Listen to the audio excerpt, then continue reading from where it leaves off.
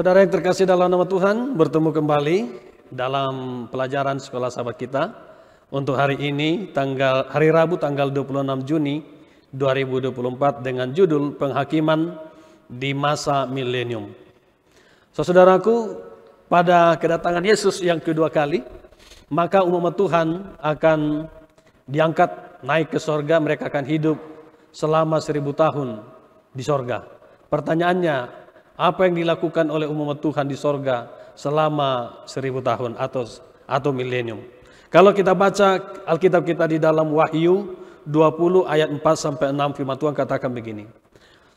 Lalu aku melihat tahta-tahta dan orang-orang yang duduk di atasnya, kepada mereka diserahkan kuasa untuk menghakimi.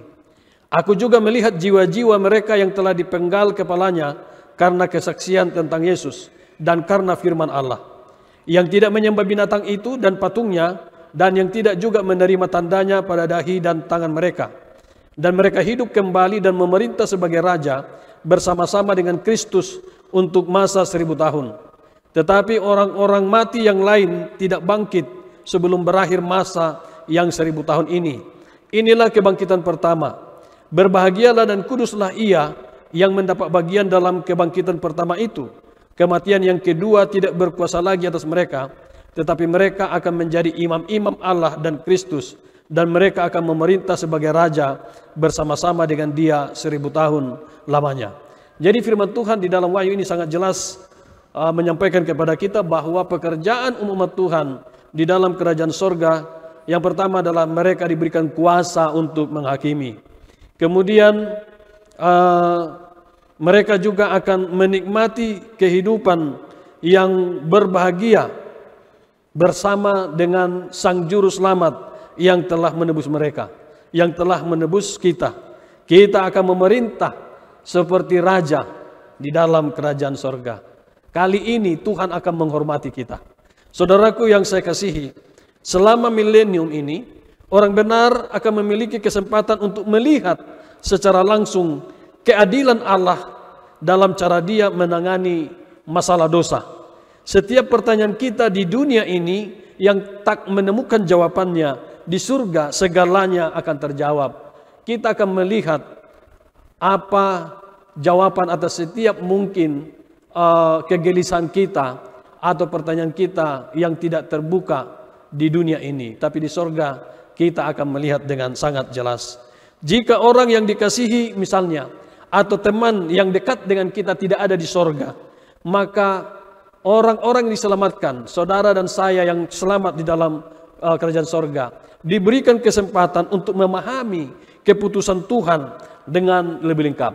Maksudnya seperti ini saudara, bayangkan ya, misalkan saudara kenal saya, atau mungkin saudara adalah murid yang saya ajari lalu saudara dibaptis.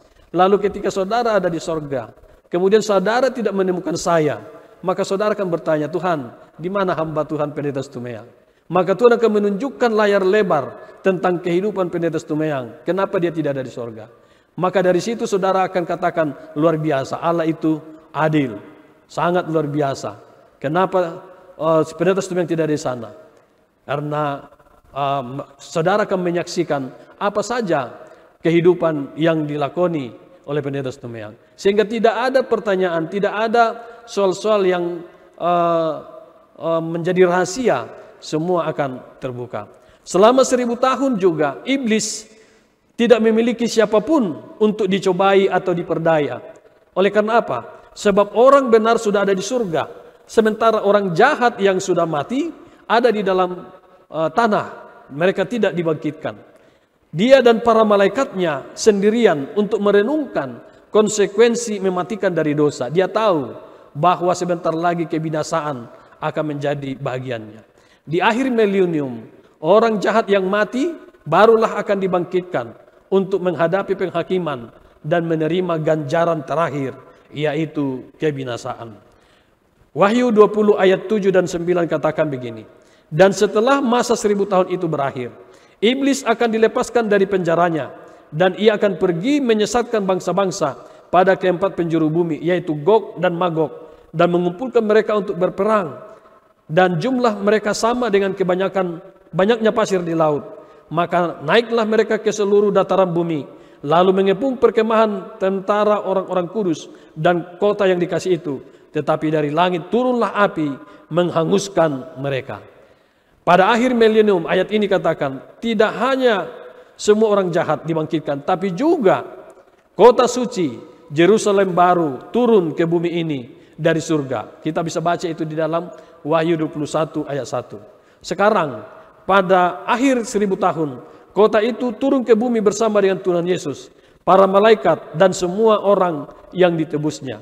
Semua orang hadir untuk pertempuran terakhir dan pertentangan besar. Dosa segera diberantas untuk selamanya. Jadi ketika 1000 tahun umat Tuhan ada di sorga, maka Tuhan Yesus bersama dengan malaikatnya dan bersama dengan umat tebusan akan turun ke bumi ini.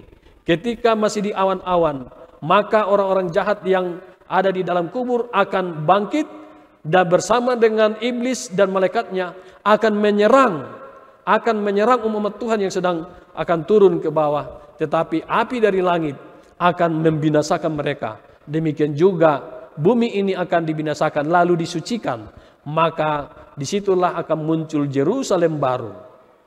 Dan umat Tuhan setelah 1000 tahun di sorga, mereka akan tinggal di dalam Yerusalem baru atau Taman Eden baru atau di dunia baru untuk hidup sampai selama-lamanya. Mereka seperti malaikat akan hidup bersama dengan Yesus dan umat Tuhan yang telah menang untuk hidup di dalam kekekalan.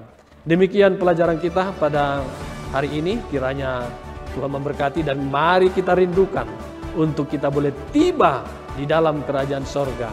Karena kita tahu kita akan menikmati kehidupan yang sesungguhnya, yaitu hidup kekal bersama dengan Yesus dan umat tebusan di dunia, di sorga dan di dunia baru.